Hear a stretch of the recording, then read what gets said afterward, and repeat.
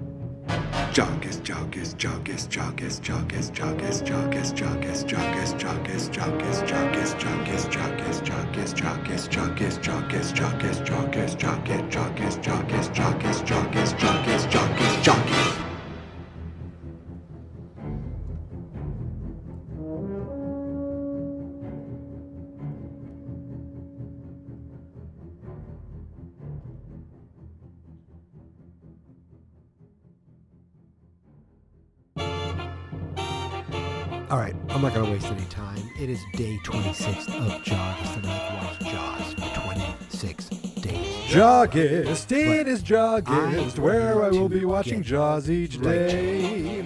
podcast, got a podcast, but I'm not quite sure what I will say. The choice of this time I give you pause, cause it has nothing to do with Jaws. JAWGUST, it is JAWGUST, where every day I will watch Jaws and talk about Jaws. It helps if you like Jaws. Harry's out there. Apparently, according to, this Jaws Wikipedia page, it's called the Jaws franchise, which annoys me. But it has two Harrys. It calls Ben Meadows Harry Meadows. And I'm sorry. I cannot accept that. And yet, because his credit is only Meadows. Now, here's the one that has gotten me, and I've talked about this yesterday. I can't talk about this anymore. Not right now. What I want to focus on is Harry. Okay? There's one Harry. Now, I'm looking at, and what is his last name? Now, just aside, I do have to talk one more time about Meadows, because the mayor is not concerned with some lowly photographer, okay? Meadows, the newspaper man, was with him on the barge, was with them in the town hall there, the city building. He's the one that Larry's talking about, Ben getting plenty of pictures. That is his name. I don't care what any Daily Jaws or any Wikipedia page says. I'm telling you that I think they're wrong, and I think I'm right after watching this 26 days in a row. His name is Ben Meadows. Now, if I go look, I've looked at two different websites. One is called Scriptorama, and one is called Daily Script. They both have the name Ben Meadows listed. Why? Obviously, because that's his friggin' name. I can't accept anything else. I don't care.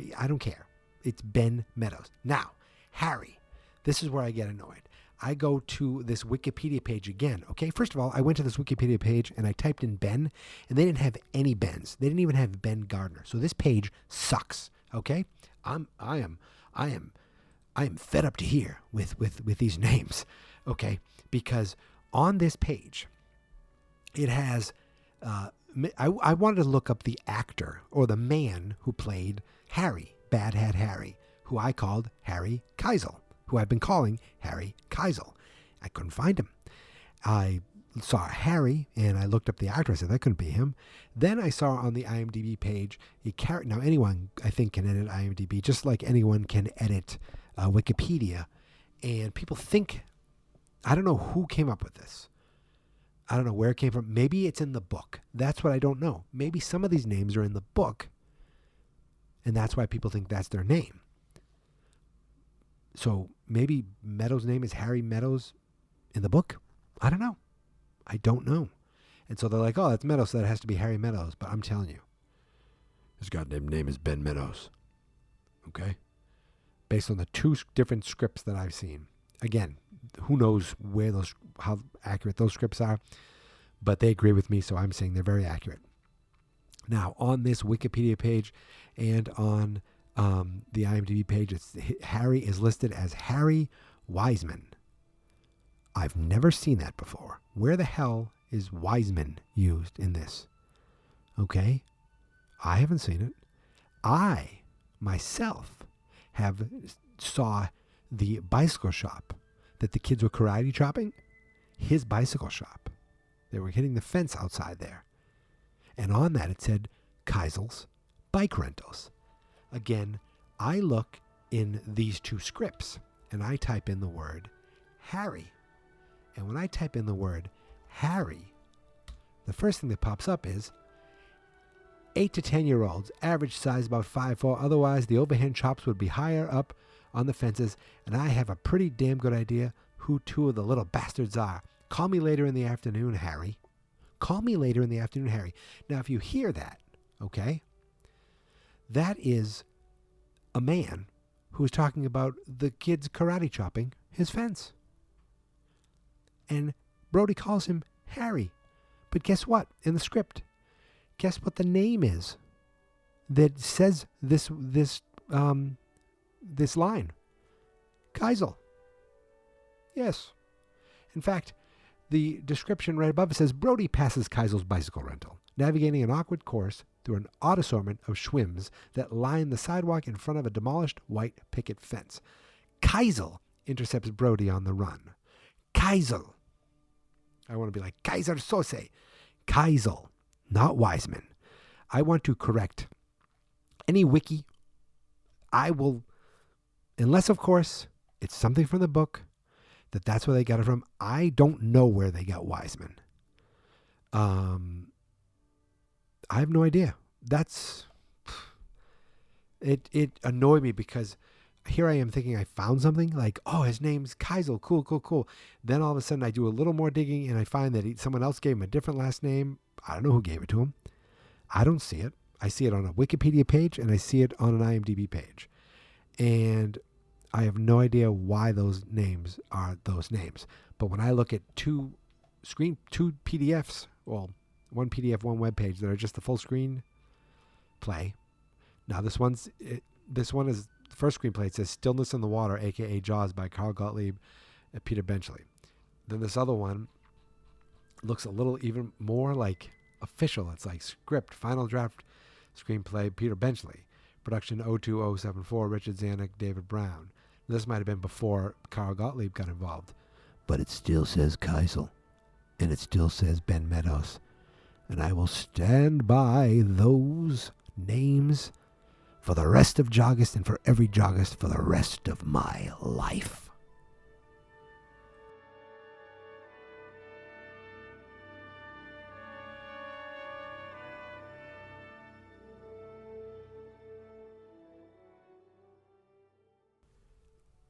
A critic's take on a movie is not like a make it or break it for me.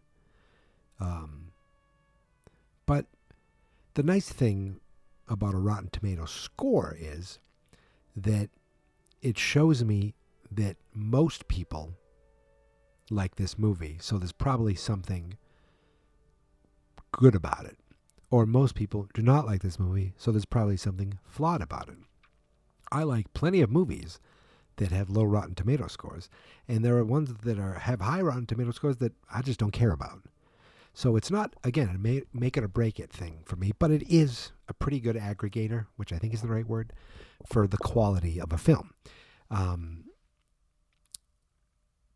Jaws has a 97 or 98%. I'm going to go back one more time and look. 98% Rotten Tomato score. Which tells me that 98% of the people in the world are smart. And there are some not so much. So I wanted to see what out there originally gave Jaws a bad review. And there is a 1975 review of Jaws from LA Times, where it said, and this is a headline from 2015, the LA Times original 1975 review of Jaws unearthed. We hated it. Editor's note, this weekend marks the 40th anniversary, this is from 5 years ago, of the release of Steven Spielberg's Jaws, a revolutionary film for the director, movie soundtrack, and skinny dippers everywhere. This beloved piece of cinema sits at the top of many critics' favorite film lists. So what did our critic, Charles Champlin, think of the fishy film? Not much.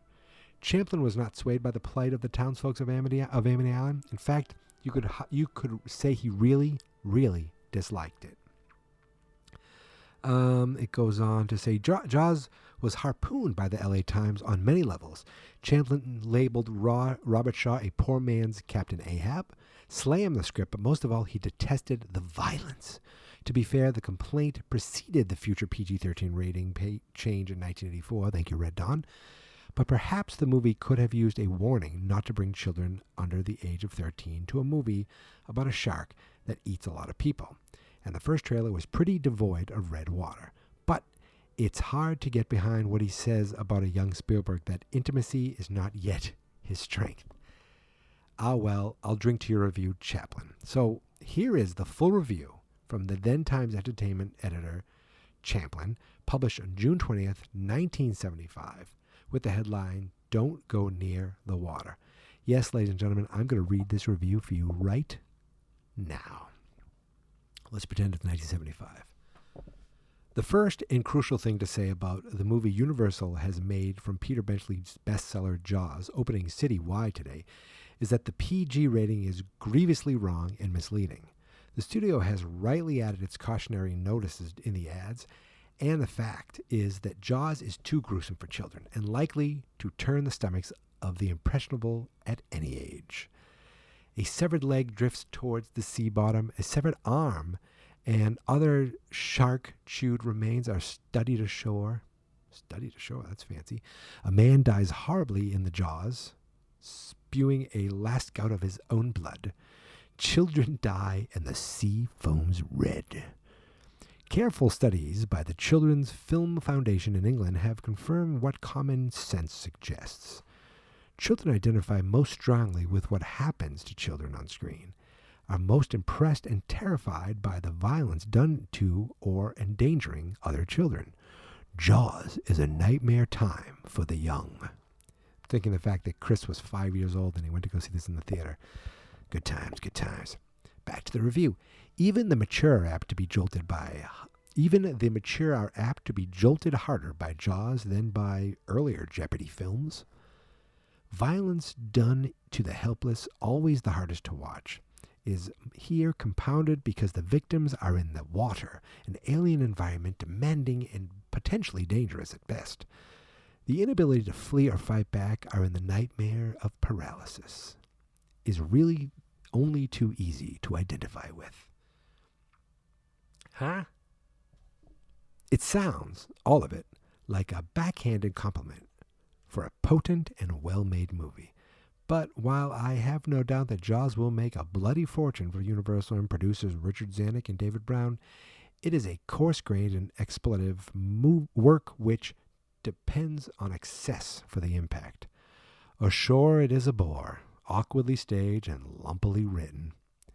The opening sequence, an underwater camera giving a swift shark's eye view of the depths over the ominous murmuring basses of John Williams' good score, is excellent, carrying the promise of suggestive power. Then an abrupt and jolting cut takes us to a beach beer party to establish the great shark's first victim. The tension rises again as we are allowed to imagine the evil lurking beneath the water's placid moonlit surface.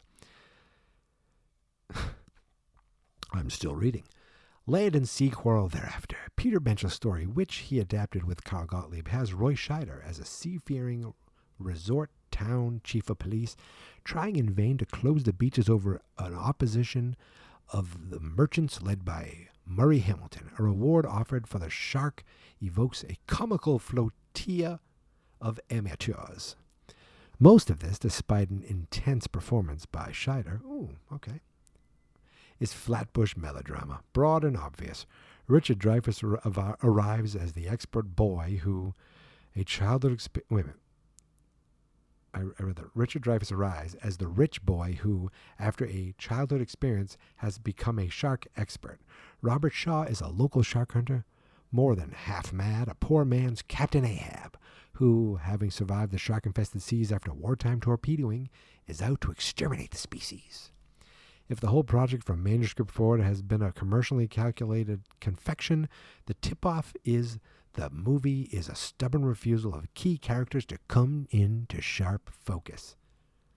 What? Hamilton is a caricature of greedy short-sightedness. Shaw raking fingernails across a blackboard to gain attention, stewing shark bones, and humming chanties is undeniably colorful. But his actions, ranging from the shrewd to the suicidal, serve the needs of a pot to be kept boiling. They don't reveal even the logic of madness. Dreyfuss, in a lively, individual, and sympathetic performance, comes off best, even if the demands of the plot make him alternately very wise and surprisingly inexperienced. But of what seems long lost, the three men set at sea in quest of their Nantucket Moby Dick, and the adventure which is the heart of the movie begins. Did I read that at all right? Let's try that sentence again. I'm not going to edit it. But at what seems long lost, The three men set to sea in quest of their Nantucket Moby Dick, and the adventure which is the heart of the movie begins. Okay, I got it. It is well and suspensefully done, and the footage of real sharks joining indistinguishably, I don't know about that, with the chompings of the fearsome model. John M. Dwyer is credited with the special effects, and Ron and Valerie Taylor the filming of actual sharks. Bill Butler was the cinematographer, and he must have had his hands full. Rexford Metz did the underwater work, including a sequence of the Dreyfus character in a shark cage under heavy attack. Young Steven Spielberg, who was the director, shows, as he has before, an uncommon flair for handling big action. He and the script are much less successful in the man-to-man confrontations than to the man-to-shark meetings. Intimacy is not yet his strength. Earth to this guy. You're wrong. We're almost done.